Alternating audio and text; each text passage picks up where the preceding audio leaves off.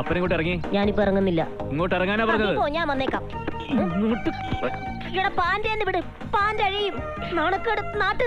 ആഹാ, അങ്ങനെ നാണം കെടാൻ മാത്രമേ എന്താ ഉള്ളതെന്ന് എനിക്കൊന്നും അറിയാമല്ലോ. ഇവിടെ നിൽക്ക്. അപ്പനെ വിശ്വസിക്കാൻ കൊള്ളാത്തവനാ. ആ ബാറിൽ കയറുന്നതിന് മുമ്പ് 1000 തവണ ഞാൻ പറഞ്ഞതല്ലേ വെള്ളം പിടിച്ച് പ്രശ്നം ഉണ്ടാക്കരുത്. എന്നിട്ട് ഇടി തുടങ്ങാൻ നേരത്തെ അപ്പനങ്ങ് മുങ്ങിയില്ലേ. ദുഷ്ടനാണപ്പൻ, ദുഷ്ടൻ. ഒരപ്പനല്ലേ ഉള്ളൂന്ന് കരുതി ഓമനിച്ച് ലാളിച്ചെന്താ ഈ നെഞ്ചിലെ ചൂട് തന്ന് വളർത്തിയതാണ് എനിക്ക് പറ്റിയ ഏറ്റവും വലിയ തെറ്റ്. ഒന്നേ ഉള്ളെങ്കിലും ഒലക്കി കടിച്ച് വളർത്തണം എന്നാണല്ലോ ചൊല്ല്. അത് ചെയ്യാതെ അപ്പനെ സർവ്വസ്വാതന്ത്ര്യം തന്നാണ് എനിക്ക് പറ്റിയ ഏറ്റവും വലിയ കുഴപ്പം. എനിക്ക് സ്വാതന്ത്ര്യം തരാൻ നീ ആരാ? ബ്രിട്ടീഷുകാരനോ? അങ്ങനെ വല്ല ആയിരുന്നെങ്കിൽ അപ്പനെ ഞാൻ വെട്ടി വെച്ച് കൊന്നേനെ. വെറുതെ അല്ല ദൈവം അപ്പനെ പൊക്കം തരാതിരുന്നത്. എന്തിടാന്ന്?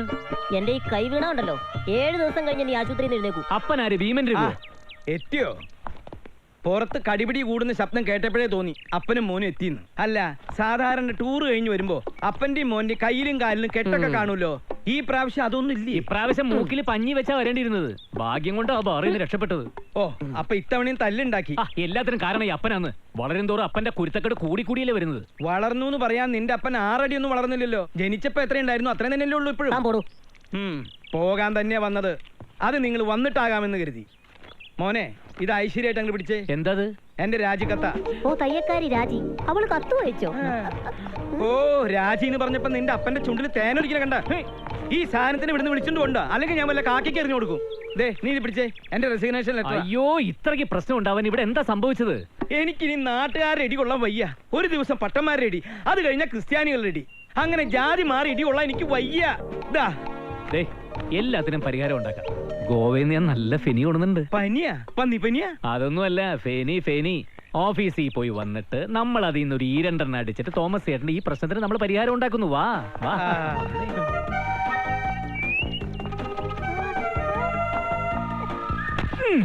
അതെ, സ്കൂള് വിട്ട് പെൺകുട്ടികൾ പോണ നേരാണ്. വെറുതെ എനിക്ക് ചീത്തപ്പേരുണ്ടാക്കരുത്. അവനറിയില്ലല്ലോ ഞാൻ ടീച്ചർമാരെയാ നോക്കുന്നെന്ന്. മുതലാളി, മുതലാളി, മുതലാളി, നിന്റെ അടിയിലെങ്ങാനും ഉണ്ടോ? അടയ്ക്കാവനായിരുന്നു, കാണായിരുന്നു. ഇതിപ്പോ അടയ്ക്കായിപ്പോയില്ലേ മുതലാളി? ഈ കരീന കപൂറിന് ഇത്രയും സൗന്ദര്യമുണ്ടോ? ആ, സേഫ് അലി ഖാന്റെ ഭാഗ്യം. അടയ്ക്കയുടെ അത്രയേ ഉള്ളൂങ്കിലും എന്താ രാജാവിനെ പുലയിൽ ജീവിക്കുന്നത്. അകത്ത് കാണാത്തപ്പോഴേ ഞാൻ കരുതി ഇവിടെ കാണുമെന്ന്. ഈ കടൽക്കരയിൽ ഇരുന്ന് വെയിലുള്ളതിന്റെ വല്ല കാര്യം ഉണ്ടായിരുന്നു മുതലാളി? അല്ല, ഈ പൂളിന്റെ കരയിൽ ഇരുന്ന് വെയിലുള്ളതിന്റെ വല്ല കാര്യം ഉണ്ടായിരുന്നോ എന്ന്. താനിത് എവിടെയായിരുന്നു? വന്നപ്പോ മുതൽ ഞാൻ തന്നെ അന്വേഷിക്കാം. മുതലാളിക്ക് അറിയോ, വീട്ടുകാര്യത്തേക്ക് ഇഷ്ടമല്ലെങ്കിലും ഞാൻ ഈ പണിക്ക് വരുന്നത് മുതലാളികളുടെ സ്നേഹം കൊണ്ടാ. പിന്നെ ഞാനിവിടുത്തെ ഡ്രൈവർ മാത്രമല്ലല്ലോ. വണ്ടിയുടെ കാര്യം നോക്കണം, ഓഫീസിലെ കാര്യം നോക്കണം, വീട്ടിലെ കാര്യം നോക്കണം. അത് പോട്ടെ, എങ്ങനെ ഉണ്ടായിരുന്നു മുതലാളി ഗോവൻ ട്രിപ്പ്? കലക്കി. എന്റെ പ്രേമ, പെണ്ണുങ്ങളെ കാണും നല്ല പൂവമ്പഴം പോലിരിക്കും, നല്ല ചൊക ചൊക ചൊകാന്ന്. എന്നിട്ട് ഏതെങ്കിലും പൂവമ്പഴത്തിന് മുതലാളി എവിടെ? ആ ആൽബി കൂടെ ഉണ്ടായിരുന്നോണ്ട് ഒരു കാര്യം നടന്നില്ലേ. ഒരു ദിവസം നമുക്കൊന്ന് പോയി അടിച്ച് പൊളിക്കണം. പൊക്കം കുറഞ്ഞവർക്ക് അവിടെ നല്ല മാർക്കറ്റാ. ഈശ്വര, അതൊക്കെ പോട്ടെ, തന്നെ ഏൽപ്പിച്ച കാര്യം എന്തായി? കക്കൂസ് കഴുകുന്ന കാര്യമല്ലയോ? അതെല്ലാം ഭംഗിയായിട്ട് നിർവഹിച്ചിട്ടുണ്ട്. എടോ, അതല്ല, ആൽബിക്ക് ഒരു പെൺകുട്ടിയെ കാണുന്ന കാര്യം ഞാൻ പറഞ്ഞില്ലേ, അതെന്തായെന്ന് നോക്കുന്നുണ്ട്. മുതലാളിയെ നോക്കി കളിയാക്കി ചിരിക്കാത്ത ഒരു പെണ്ണിനെ ആൽബി കുഞ്ഞു കെട്ടു. അങ്ങനെ ഒരെണ്ണത്തിനെ കിട്ടണ്ടേ? അപ്പോ ഞാനാണല്ലേ അവന്റെ ഭാവിക്കൊരു തടസ്സം? മുതലാളി വിഷമിക്കാതെ, മുതലാളിയെ നോക്കി ചിരിക്കാത്ത ആൽബി കുഞ്ഞിന് ചേരുന്ന നല്ലൊരു മിടുക്കി പെണ്ണിനെ ദൈവം കൊണ്ടുവരും.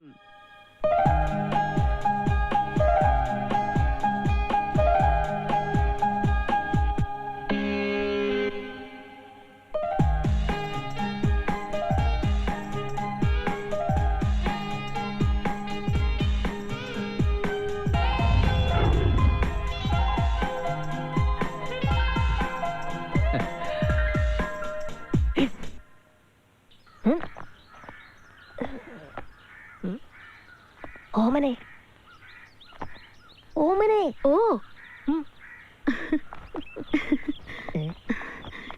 ചേട്ടൻ എന്നെ വിളിച്ചോ? അപ്പോ മുട്ടക്കറി. ഈ ചേട്ടന്റെ സ്നേഹം കാണുമ്പോ നിന്നെ പോലെ നിന്റെ അയൽക്കാരിയെ സ്നേഹിക്കണമെന്നല്ലേ ബൈബിളിൽ പറഞ്ഞിരിക്കുന്നേ, അല്ലേ ഓമനെ? ചേട്ടാ, ഞാൻ ഇന്നാള് ചോദിച്ച സാധനം തന്നില്ല. എന്ത്? ബദാം. ഓ അതായിരുന്നോ? അതാ ആൽബിയുടെ തലമാരിയുടെ പൊക്കത്തി വെച്ചേക്ക്, എനിക്ക് എത്തത്തില്ല. പിന്നെ നമ്മുടെ ആ തങ്കമണി ഇത്തിരി പഞ്ചസാരയും തേയിലയും ചോദിച്ചു.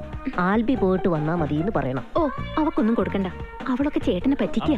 ആണോ? ഫുഡ് എടുത്തേക്ക്. കർത്താവേ, ആൽബി ഓടിക്കോ. ഓമനെ ഇന്നും കിസ് തന്നില്ല. ഈശോയെ, ഇന്നും ഫ്ലൈ കിസോ. നാശം പിടിക്കാൻ കൊടുത്ത അപ്പവും മുട്ടക്കറി വേസ്റ്റായി. ഇവിടെ പോയി. ഇവിടെ ഇരുന്ന് അപ്പവും മുട്ടക്കറി എവിടെ? ഈശോ. അപ്പാ, ഞാൻ രാവിലെ ഉണ്ടാക്കി വെച്ചിട്ട് പോയ അപ്പവും മുട്ടക്കറി എവിടെയെന്ന്? അപ്പാ, ഞാൻ അങ്ങോട്ട് വരണോ അല്ലെങ്കിൽ വരുന്നോ? ഞാൻ വരാം. അത് ഞാനേ അപ്പുറത്തെ വീട്ടിൽ ഓമനയ്ക്ക് കൊടുത്തു. പാവം, രാവിലെ ഒന്നും കഴിച്ചിട്ടുണ്ടായിരുന്നില്ലടാ. ഓമന ആര്? അപ്പന്റെ കാമുകിയോ?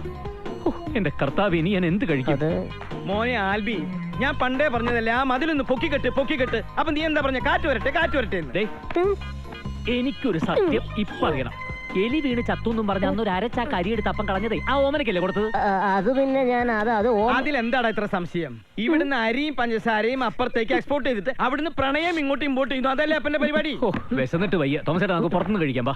ആ അതെ, ഞങ്ങൾ ഓഫീസിൽ നിന്ന് തിരിച്ചു വരുമ്പോ ഈ വീട് ഇവിടെ ഉണ്ടാവോ അതോ ഓമനക്ക് എഴുതി കൊടുക്കോ? ഒരു ഉണക്ക കാമുകൻ, ഇത്ര പ്രായമായില്ലടോ. മാനം പോയി. പുതിയ അരിയാണ് സാർ, ആദ്യമായിട്ട് നമ്മളിത് വെക്കുന്നത്. ഒന്ന് ടേസ്റ്റ് ചെയ്തിട്ട് കൊടുത്താൽ മതിയേ. ശരി സാർ. ആ ഇതിലൊന്ന് സൈൻ ചെയ്ത്. കള്ളക്കണക്കൊന്നും അല്ലല്ലോ. അതെ, അങ്ങനെയാണല്ലോ ഞാൻ 3 ഏക്കർ സ്ഥലവും 4 ബെൻസും വാങ്ങിയത്. ഒപ്പിടറാ. ഇതേതാ ഈ 10,000? ഓർഫനേജിക്ക് കൊടുക്കാൻ വേണ്ടി നിന്റെ അപ്പം മേടിച്ചതാ. അപ്പന്റെ ദാനം കൊടുക്കൽ കുറച്ച് കൂടുന്നുണ്ട്.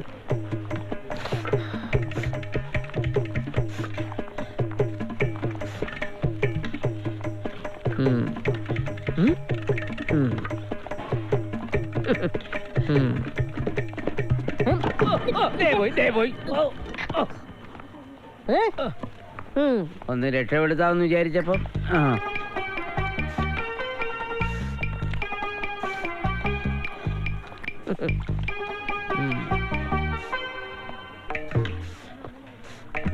ആരാടാ ഈ ബിരിയാണി വെച്ചേ? ഞാനാ മുതലാളി. ഇതിന് ഉപ്പ് കുറവാടാ. ഉപ്പോ?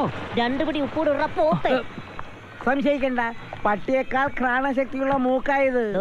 അല്ല, ഞാനൊരു ഉപമ പറഞ്ഞതേ ഉള്ളൂ. എന്താ കുറഞ്ഞു പോയോ? തന്റെ പൊക്കത്തിന് ഇത്രയും ഉപമ മതി.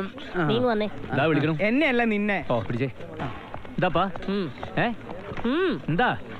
ഓ, അയ്യോ,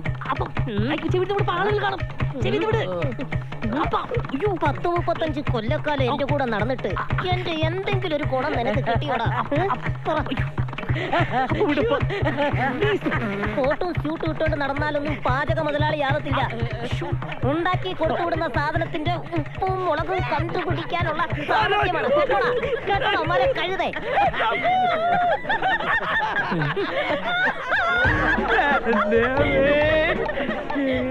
വയസ്സാം കാലത്ത് നാടാവില്ലടോ.